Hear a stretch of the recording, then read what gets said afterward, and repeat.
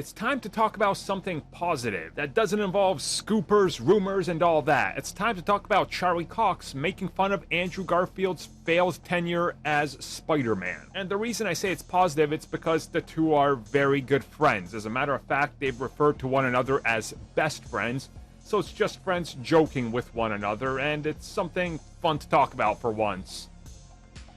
But not the people that took it way too seriously.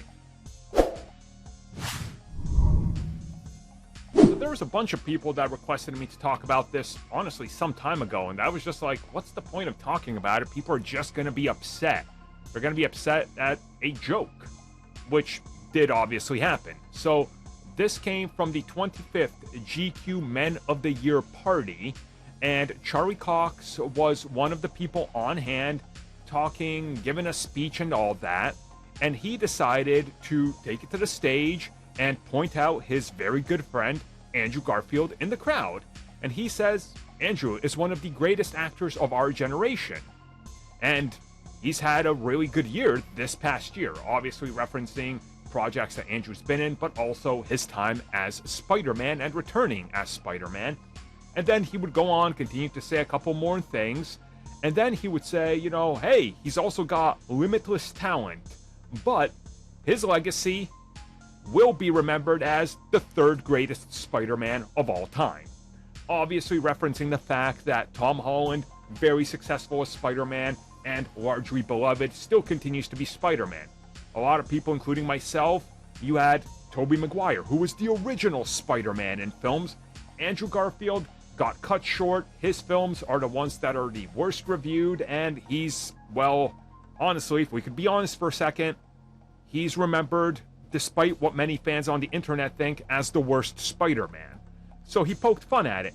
You could literally see they cut to Andrew Garfield and he's clapping and laughing because he knows, right? But yeah, it's all fun and games. The two are literally best friends. So there you go. What else is there to say? Like, some people took this like a personal attack on Andrew, which it isn't, because, again, they're best friends and he was laughing about it. 2, it's kind of like a nice little roast between friends. 3, Andrew Garfield knows his Spider-Man is not that loved, and it's not his fault.